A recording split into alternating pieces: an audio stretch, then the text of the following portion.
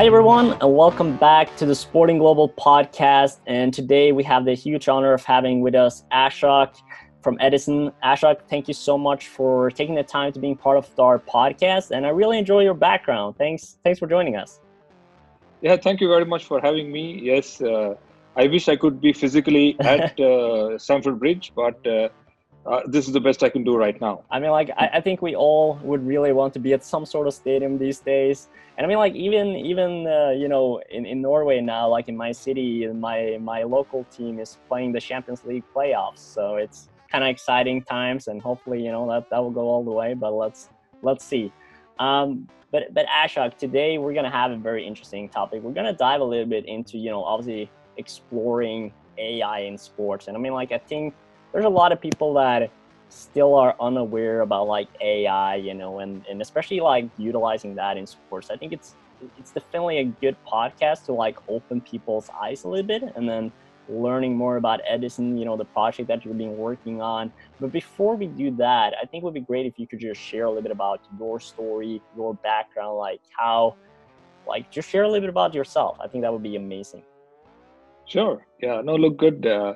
So my background is that I've been in the sports industry for 15 odd years. I've been a sports fan for way longer than that. Right. As we all have. Absolutely. That's why we are all having this conversation now, and your audience are all sports fans, I'm sure. Right. So look, I've been in the sports media, marketing, sponsorship space for the longest time.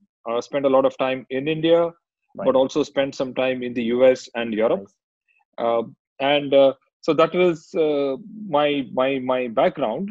Yeah. And I always wanted to jump into the technology side of things. Right. And the reason why technology is important is because that is the only way to reach tens of millions or hundreds of millions of fans around the world.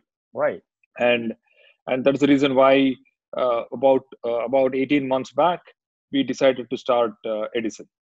Right. So let's talk a little bit about your startup journey. Obviously, why did you want to kind of create a startup, which is obviously a challenging thing, and then how did Edsin come to life essentially? Look, I've been in startups. I've been an entrepreneur for more than 12 years now. Nice. So I think one fundamental point is that I don't know whether I can take instructions from another boss and work in a large company any longer. Right. I'd rather make my own mistakes. I don't Right. want somebody else to tell me to make a mistake. So yeah. That is one reason why startup. But look, I think the sports industry has a lot of opportunities, and for people listening, it is still to a large extent compared to other industries. If you look at the consumer product goods company industry, financial services, etc., there are no really large players, right? So I think it's a good opportunity for young people to start up and do their own thing, as opposed to working for somebody else. That is the opportunity. And because the industry is still a much smaller industry compared to a lot of other industries. Absolutely. You can create your own thing, learn from other industries, bring them into the sports sector, and build like what we're doing. I mean, we learned on AI machine learning and we build it into sport. So like that, there are multiple opportunities. So startup is the way to go. So tell me a little bit about the specific journey with Edsin. How did that come to life? Yeah, so like I was saying, I wanted to get into the technology side of stuff. Right. And I mean, I am not a technology guy myself. So we went and I went and got a technology person who then turned out to be my co-founder and CTO in Edsin. So before we came across Edsin as an idea, we were throwing a few things at the wall, just trying to experiment with something in the augmented reality space, something in the virtual reality space. We did some work as well with some clients, including Star, and Star is now owned by Disney, a large broadcaster. Nice. Some leading brands on these things. But once we kind of stumbled upon this whole idea of going after where the fans are, and fans are consuming content on digital devices. Right. The moment we realized that we could have a play there, and we thought about the idea Edsin, we were super excited about it because, look, I mean, especially now with COVID, more and more fans are watching sport on phones, digital devices, linear cable television is a thing of the past. And Right. we felt we could have the most impact by building something like this. Nice, nice. And let's talk a little bit about like, AI in fan engagement, because I mean like fan engagement has been like sort of like a hot topic, probably the last 5, 6 years now at least, maybe a little bit longer. And obviously, in kind of like, the momentum with technology, entering also sports, the innovation side, you see the enormous growth of sports tech, companies, the utilizing of tech among major organizations. You recently saw like a major deal with Bayern Munich, partnering up with the Amazon, for the data management, stuff like that. And when it comes to the AI and fan engagement, and obviously, taking particular with Edison, like what kind of data are you utilizing, and how does it benefit the fan? Because I think like, obviously, the key thing about fan engagement is like, how to bring value for the fans, and obviously, to the organizations as well. But the key focus here is fans. And I'm just thinking like, if they, and like all of the ones that are listening here are, fans as well, even if they're working in the industry or want to be part of the industry, they're kind of like, okay, well, what kind of data are you utilizing, and how will it benefit the fan? Yeah. So look, fan engagement, like you rightly said, has been around for a long time. People have Yeah, been talking about it, right? The way we are looking at it is that uh, AI has multiple use cases, right? So, absolutely. I mean, one of the key elements of AI that we are using is computer vision, right? Right. Which is one element of AI, which is Yeah. facial recognition, recognition of numbers. So using visual cues to use Right. AI, Yeah. right? I think a lot of the adaptation of AI in sport has been more on the data analytics side, Mm, recommendations and stuff. So right. if you get tons of training data from IoT devices or whatever else, Yeah. how can AI make sense of that to decide who is the better footballer or who's a better, a basketball player or whatever else, right? Right. So for coaching and stuff. Yeah. But we are looking at AI as a great tool to enhance consumer experience. Right. Okay, and we use computer vision to do that. Yeah. And the way we add value to fans is that if you're watching, say, a Champions League game, like you Yeah. mentioned, right? You're watching the Norway team playing whoever they're playing. Let's assume Chelsea versus Yeah. some team, right? Uh, Now, apart from the core fans of the Norway team in Norway or the core fans of Chelsea, most Yeah. people will not know who the players are. And how do you sort of interact with that feed, Right. right? Yeah. Ultimately, sports broadcast has largely been a broadcast feed, which is I produce, all of you watch, right? Right. So if Right. you're watching the game in Norway, I'm watching the game in India, it's exactly the same feed pretty much, Yeah. right? Yeah. Yeah. But kids nowadays want to interact, Right. they want to play around with it. I mean, Adam Silver, the NBA commissioner, said that some time back, that if the NBA does not look like Fortnite in a few years time, he Right. believes more young fans will watch and play Fortnite than watch the NBA, Yeah. right? So if it's not video game like, if it is not interactive, if it is not customized, Right. fans are going to drop off, right, Right. from watching sports. So we're trying to solve that problem using computer vision and AI in what we're building with Edison. Nice. And I think you touched upon really something important there in terms of, speaking to the individual fan or user in a sense, where, especially now where you have so many, opportunities and I would almost say like distractions in a sense, where there's so much going on, right? So like there's so much that is trying to grab your attention. And I think like the more you can, niche specific it to individuals, especially in this sort of sense where maybe you have a favorite player that you can follow more specifically, maybe there you want to see like how is the view from like the keeper, like if you want to be a keeper, like and starting to like understanding this key factors, then you start to grab like specifically attention. I think also like a good point is to say that changing the view and interacting, especially like maybe even looking at like what Twitch have done, in the few recent years, and kind of like changed the streaming industry, and it's been quite interesting. And I just saw as well, and I'm not gonna dig too much deep into like the gaming side of things, but it's interesting. I don't know if you're familiar with like it's a new, pretty new game from Ubisoft called Hyperscape, which actually created a partnership with Twitch, where the fans that are watching it can actually have an impact on what's happening in the game, like directly. So it's quite like talking a little bit about like, that, player to audience, engagement. And it's quite like, an interesting element. And how are you seeing like, this being used in sports, and obviously, AI, improving the new normal during and after the pandemic? Yeah. Look, I think you got it right when you said that it has to. The word broadcast itself must go away. If you think about it, broadcast is that I produce and everybody watches it.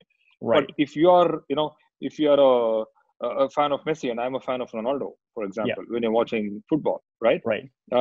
If I want to now get stats about a particular player when I'm watching a game, Right. how do I do that now? I need to kind of minimize that screen, open up Google or open up some other stat screen, and then go on Google and figure that out, right? Yeah. Because otherwise, the stats which come up on screen today is what the producer thinks all of us must watch. Right. Right. Yeah, if I'm like not interested in Messi's standard. Yeah. If I'm not interested in Messi stats, I'm only interested in Ronaldo stats. Yeah. What do I do then? Right? I go to Google and go somewhere else. Right. The moment I'm leaving the main screen and going somewhere else, I'm gone. I may or may not come back. Right. I might go click something else. I see some other thing, and before you realize it, I'm gone down the internet rabbit hole. I may or may not as we all tend to do sometimes. Exactly right. Exactly. So the point is, if you can offer a clickable version, which is the way we are looking at it, is a click on Ronaldo, click on Messi when you want, and get stats on demand. This is an on-demand generation. I want to get stuff which I want when I want it, not when you decide that I must see it. Right. No, exactly. We're using AI, computer vision technologies to make the whole screen clickable. Click on a player, see their stats, see their social media handles. If I want to see the Twitter handle, I don't need to minimize it, go home to Twitter and stuff like that. Nice. Do everything I want to do on demand when I feel like it. If I just want to watch the game, I turn everything else off and watch the game. But if I want to interact with the game in the middle period of the game when there's nothing else much happening, I want to be able to access it. So that is what we are building as a platform. But at least you have the option, right? I mean, like, I think that's probably the key thing, because you're not excluding, say, like, the older maybe generation that are not, that want to interact as much. You just want to, like, have it their way, which has always been like, okay, I watch the game, I see the halftime stats, and then I watch the second half, or whatever, right? But I think, like, especially for the new generation too, and especially like how we thinking too in terms of like, taking care of the young generation, of like adapting and building something that suits them.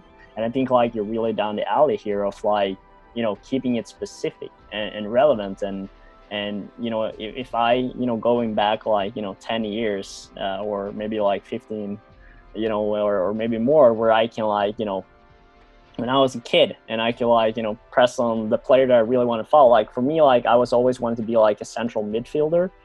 So like if I could specifically like, look at, okay, what is, say, like, Xavi's, pass percentage, and like, look, okay, how is he, playing, and like, okay, how can I improve, based on that. I think it will also, help that side of, development, if you're thinking like from a sports perspective too, of like, becoming a good athlete.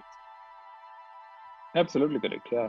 So I think the key here is giving the control to the fan and enabling the fan to do what he or she wants when they want it. Right now, sports content does not offer that. And that is what we're trying to fix. Looking into the future, the beginner faces a choice that leads him to the triumph, or not. Being surrounded by like-minded professionals can be the best guarantee that you actually take that crucial career step. Sport in Global is a digital network for sports jobs. It gives you the chance to be involved in the sports industry no matter who you are, regardless of gender, nationality, and experience. Our AI system matches up talent with human resources. Candidates who align with the company's values and needs immediately get shortlisted. It saves time for HR and increases the opportunities available to applicants. The platform identifies tailor-made recommendations based on user needs, so you're always aware of the possibilities out there right now. Sport in Global is a place where students gain key tips about jobs and build the valuable connections that are essential for people at the beginning of their career path. The path from candidate to champion starts with a single step in the right direction. Sign up to Sport in Global. Sport in Global, the best way to enter the sports industry. So how do you see like this was changed like from an organizational standpoint, like from the football teams and the sports teams utilizing this? Like how will it, what's the benefit for them like from utilizing your tool and resource here? Yeah. No, that's interesting. Look, I mean, I like to answer this question in a pre-COVID and a post-COVID era. Yeah. Okay. Smart. So pre-COVID, what we were seeing is that to a large extent, fan engagement was a huge thing for a lot of our clients. Okay. Right. And our clients are typically broadcasters, teams, leagues, okay, around the world across multiple sports. Right. For them, fan engagement was a very, very important thing to do, and monetization was not a immediate priority. It's maybe a second order priority. Yeah. Okay. What has happened now, post-COVID, all of them are facing huge revenue pressures, right? Right. Sponsorships are dropping, media rights are being renegotiated, some leagues are not happening, there are no fans in the stadiums, there are lots of revenue pressures. Right. So now monetization has become an equally important thing. It's not just fan engagement anymore. Right. Luckily for us, the platform that we have built enables both of these, engagement and monetization. So to give you an example as to why they would then want to adopt it, I mean, let's assume you are Sky in the UK or Star in India or ESPN in the US or whatever else. And if they use our technology, for example, not just will you be able to click on a player and see stats and social media and content and stuff, you'll also be able to click on a player and buy his t-shirt, buy merchandise, buy tickets. Or in markets where gambling and betting is allowed, in large parts of Europe and in the US now, we could also put graphics on top of players' heads to say these are the betting odds of, say, Messi scoring a hat-trick, or somebody to get sent off, or somebody to LeBron to score 30 points in a game or whatever. Right? So fans can now, on the same broadcast screen, wherever they're watching the game, could actually click and see the various betting odds and place a bet then and there. So our tool is therefore able to sort of drive engagement and monetization using tickets, merchandise, betting, sponsorship and advertising and stuff like that. Yeah, and I think you touched upon really, and this was something like one of the things I was like, was going to ask about too, is like, how do you, how can you monetize it, especially from a fan perspective? Because I especially like from a US, and I have like some US sport business background, being there a couple of years too, and doing some business there. But it's like, it's interesting to see like, how can we, like utilizing them to like, whether that's buying, a jersey or like getting a meal or what it might be, in a very simple and efficient way. Obviously, being present at the stadium. But now like you have to like, look at that from, they're not in the stadium anymore. And how can they still, cap on that opportunity where, okay, yeah, you see, like look at like, one of the new players at, Chelsea or Manchester United or whatever, like, you're watching their first game, they're scoring a goal and you're like, oh, I want his jersey now, so then you can, easily do that. And I think like that is a game changer in the sense of like how fans can interact, not only of like, and I think like, obviously, looking back to like what you said about like not leaving pages, and like staying in the one, particular spot will be key here. So you also don't have too many steps of like doing that. And I assume like that's stuff that you guys have been thinking about as well, of like, minimizing that, click chain and like how long it takes to actually like buy that jersey or what it might be to interact, because at the end of the day, you still want to watch the game. And that's exactly will be the key focus nonetheless. Exactly. Also, one other point on the, just on a monetization standpoint, for sure, is data analytics, right? So because you are allowed to now click on a screen and, you keep clicking on Messi, I keep clicking on Ronaldo, you click on Steph Curry, I click on LeBron James, for example. We can collect a lot of user data. And you can collect lots of user data. right? Right. So Right. we know that you're a LeBron James. I mean, you're a Steph Curry fan. I'm a LeBron James fan, or whatever, Yeah. right? Yeah. So now let's assume it's a Lakers versus Warriors game, and Warriors scores X number of points, or Steph Curry gets a triple double or whatever, Yeah. right? Yeah. The Warriors or the NBA could now send a push notification to all the fans who clicked on a Warriors player, Right. saying Under Armour 10% discount. Right. The last thing I want as a LeBron James fan is to see a notification or to see a message to buy a Steph Curry jersey. Right. No, 100%. So we could be hyper targeted and deliver more value for a Nike or an Under Armour or brands like that. Yeah. Because fan behavior, who's actually clicking on which player, and give them the specific Right. information or the specific offers that they want. Right. So analytics becomes a massive piece as we scale this up. Yeah, and I mean, like, it's something as, going back as well, of like, people talked a lot about data, right, and like data analytics, but and there's like so much data everywhere, but the real value is like how to use it, right? How do you utilize it into value? And I think like here, in a sense too, where we always talked about from the beginning, is like, how can we target each individual fan, to make them, happy, in a sense, and like contain about, okay, as you say, like, if you're a fan of, and it doesn't even have to be Messi or Ronaldo, say like a fan of like Buffon. I know it's not playing anymore, but like you have like your favorite keeper, what it might be, and like you get like he do like a penalty save or something, right? And then pops up like, hey, you want to buy his jersey, like, exactly. It's like these little things that will like keep the momentum going, and I think it will help the organizations as well. And I think you touch upon really nice too. It's like how to integrate the brands like Nike, Under Armour, like Adidas in these pools as well, like where I mean, like, I saw like this a lot in the US, like on game days, right, where say like if like typical like basketball game, if they score this and this amount within like this amount of time of the third quarter, like everyone get like a free hot dog, or like, I don't know, like 10% of this and this. And I mean, like, it's sort of like utilizing the game actions into more than, again, of course, specific fan engagement, in a sense, and like helping them utilize and get the most out of it. So it's a very like interesting marketplace and a lot of potential, as you said. And I think if we're going to look like just from like the broader perspective here of like AI and utilizing that in sports, like what kind of opportunities do you see, especially now moving forward? Yeah. So, I mean, there is one category like us. We are using AI on the consumer-facing front end, the fan-facing end, which is fan engagement, monetization. Right. If you go right the other end of the spectrum, right? Yeah. A lot of AI technologies are already being used to enhance player performance. Right. Right.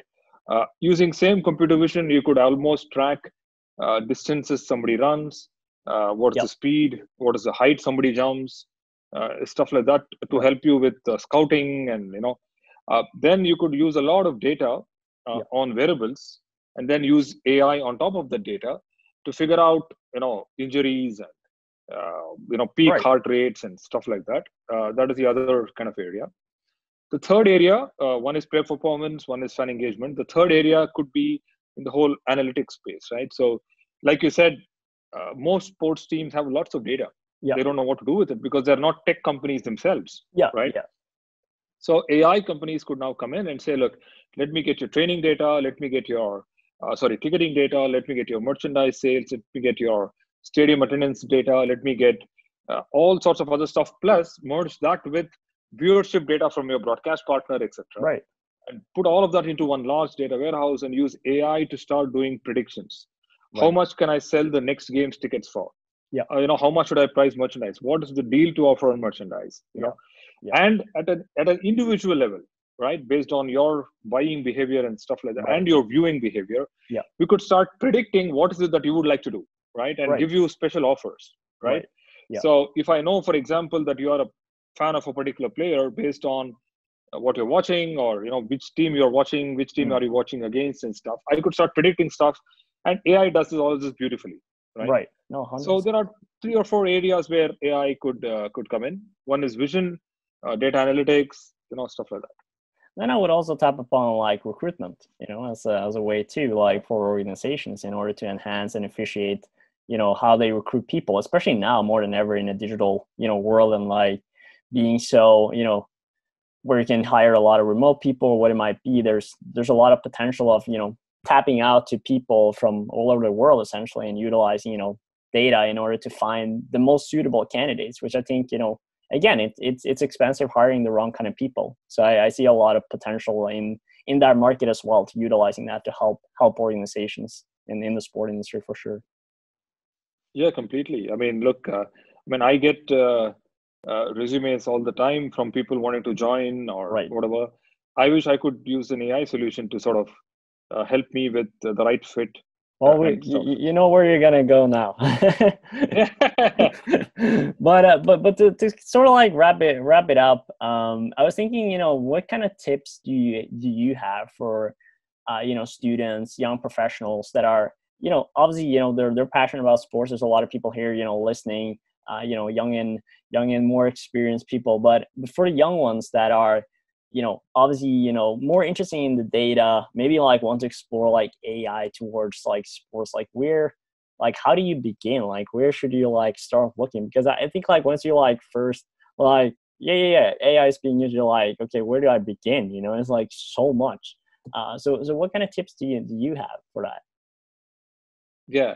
So if the question specifically is about how can, young professional students get into the AI space, the answer would be that, look, at the end of the day, AI is ultimately leveraging technology, right? And my recommendation, if you're young and just about starting out in your career, is to pick up some tech skills if you can, right? Yeah. Because it is fine to say, look, I understand sport, therefore I will become the business analyst and explain how data should be analyzed. Right. The honest truth, I guess, whatever I've seen in my experience, is that there are too many people who will offer the same skill set. Right. Okay. What is lacking, I think, in sports industry, in the sports sector, is the ability for somebody with sports understanding, but have some level of tech skills. I'm not saying you should go and become an engineer or go and learn coding, etc. But learn enough of technology to be able to write your own scripts, to be able to, if a lot of data is coming, to be able to write your own queries. Add that technology layer skill on top. Right. In my opinion, just going out of tech for a minute, and as a recruiter, if I'm looking for people, I look for one of two things. One is, do you have the ability to get me business? Can you sell? Yeah. Okay, that is the most important skill in my opinion. 100%. If you don't have the ability to sell, do you have the ability to build? Right. Can you build my product? Right. Right. I'm not a big fan of people who can't sell or cannot build, but are in the middle. Yeah. And people say, look, I am a sports fan. I've done sports management. Now give me a job. Right. Now that doesn't solve too much for me, right? Are you able to sell? Right. Or are you able to build my product out? I mean, one of the two. Be on one side of the spectrum. Don't be in the middle is my recommendation. No, and I think you're very right, and I think people forget sometimes the importance of selling and sales in general, and because they're like, oh, I want to work like fan engagement or like game day or what it might be. It's like kind of like the pretty side, marketing. It's always like the hot topic, and I mean, like we just had a conversation not too long ago with like Andy Dolish. He's like a big time player in the US sport business world, like working as like a C-level executive for like 49ers, major organizations like during his time. And I said at the end of the day, if you can bring money in, like that's the key factor. That's where you should begin. And as you said, like it's two things: sell or build. And especially like obviously depending on what kind of organization you are, but you're very, very right in terms of this kind of thought process. And for any out there, now, especially now, like a lot of people are home, maybe not having a lot to do. I know like a lot of people are going back to school and being in that process again. But if you have some free time, like there's a lot of good courses, there's a lot of good people to speak with.